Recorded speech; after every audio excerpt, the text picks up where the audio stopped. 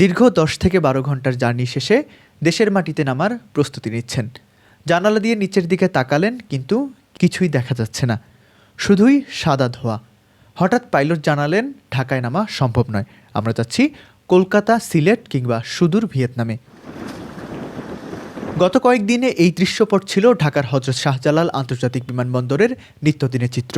এই সময়ে ঘন কুয়াশার কারণে 50টিরও বেশি আন্তর্জাতিক ফ্লাইট নির্ধারিত সময়ে ঢাকায় নামতে পারেনি। বাধ্য হয়ে তাদের পাড়ি জমাতে হয়েছে বিদেশের মাটিতে। গত 4 জানুয়ারি ভোর থেকে রানওয়ে অচল ছিল প্রায় 4 ঘন্টা। আকাশে চক্কর খেয়েও নামতে পারেনি 8টি ফ্লাইট। কিন্তু কেন এই বিপর্যয়? প্রতিবছর শীত এলেই কেন বাংলাদেশের জাতীয় বিমানবন্দরটি কার্যত অচল হয়ে পড়ে? এর পেছনে কি শুধুই প্রকৃতি দায়ী, নাকি আছে প্রযুক্তির অভাব আর অপরিকল্পিত নগরায়ন? একটি ফ্লাইট যখন ডাইভার্ট হয় তখন যাত্রীরা শুধু ভোগান্তিতে পড়েন না, এয়ারলাইন্সগুলো পড়ে বিশাল আর্থিক ক্ষতির মুখে। অতিরিক্ত জ্বালানি, বিদেশি এয়ারপোর্টে ল্যান্ডিং চার্জ, পার্কিং ফি এবং যাত্রীদের হোটেল খরচ, সব মিলিয়ে প্রতিটি ডাইভারশনে এয়ারলাইন্সগুলোর গচ্চা যায় লাখ লাখ টাকা। সবচেয়ে বড় ক্ষতিগ্রস্তের তালিকায় যদি থাকে সেটা হচ্ছে এয়ারলাইন্স এবং আমাদের যারা সম্মানিত যাত্রী সাধারণ আছে।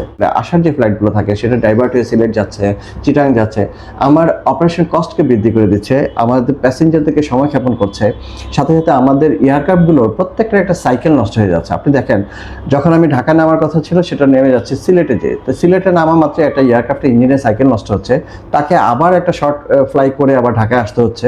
এই জায়গায় যে সময়টা এবং সেটার সাথে কানেক্টিং যে ফ্লাইটগুলো আছে সেই কানেক্টিং ফ্লাইটের প্যাসেঞ্জার ডিসরাপশনের মধ্যে পড়ে যাচ্ছে।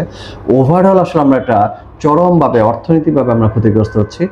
ঢাকার ফ্লাইট ব্যাংককে চলে যাচ্ছে এবং ব্যাংককে চলে গেলে সেখানে অন্তত 30 থেকে 40 ঘন্টার আগে আসতে পারে না। এই যে লোকগুলো যে ব্যাংককে আবার হোটেলে থাকা, এটা এয়ারলাইনের খরচ বেশি হয়, যাত্রীদের অবর্ণনীয় কষ্ট হয়। কলকাতায় গেলে তো প্লেনের ভিতরে বসায় রাখে, নামতেও দেয় না।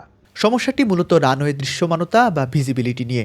বিমান নামানোর জন্য প্রয়োজন ইনস্ট্রুমেন্ট ল্যান্ডিং সিস্টেম বা ILS। বর্তমানে শাহজালালের ক্যাটাগরি 1 ব্যবস্থা চালু আছে, তাতে রানওয়ে 800 মিটার দূর থেকে দেখা না গেলে বিমান নামতে পারে না।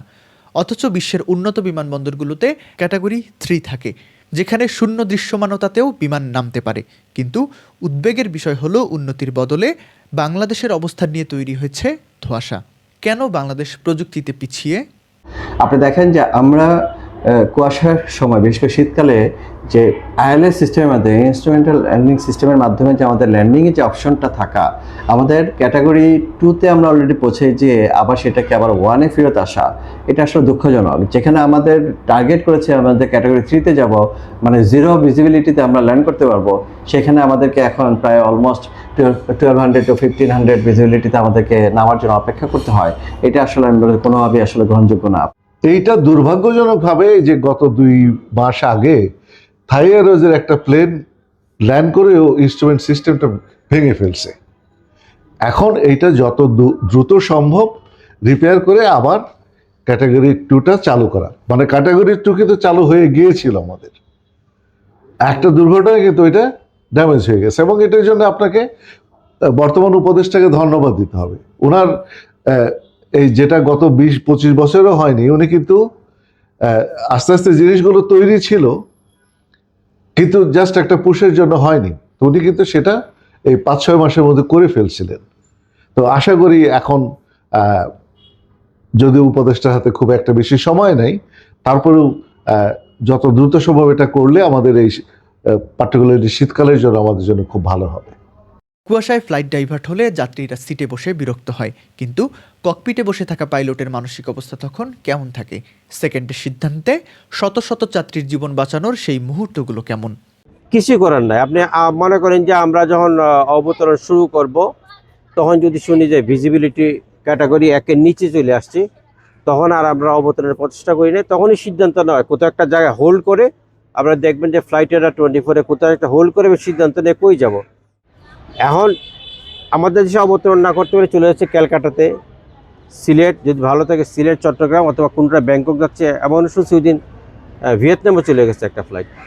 এদিকে অপরিকল্পিত নগরায়নের কারণে শাহজালাল বিমানবন্দরকে ক্যাটাগরি 3-এ উন্নীত করা সম্ভব নয়। এর জন্য ভাঙতে হবে অনেক বহুতল ভবন। ক্যাটাগরি 3-তে উন্নীত করতে চাই আমাদের এয়ারপোর্ট, তাহলে উত্তরার অনেক বাড়িঘর আমাদেরকে ভাঙতে হবে। তো এত বিশাল ভাঙতে হবে যে ভাঙাটা আমাদের জন্য প্র্যাকটিক্যাল না।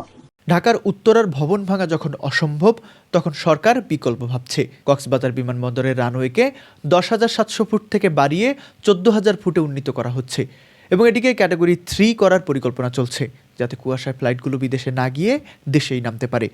যাত্রী এবং এয়ারলাইন্স সবাইকে ভোগান্তি থেকে মুক্তি পেতে হয়তো কক্সবাজারই হবে বাংলাদেশের পরবর্তী সেফ হেভেন। তবে যতদিন তা না হচ্ছে, ততদিন পার্শ্ববর্তী দেশের কলকাতা বিমানবন্দর আর আকাশপানে চেয়ে অপেক্ষা করা ছাড়া কোনো উপায় নেই।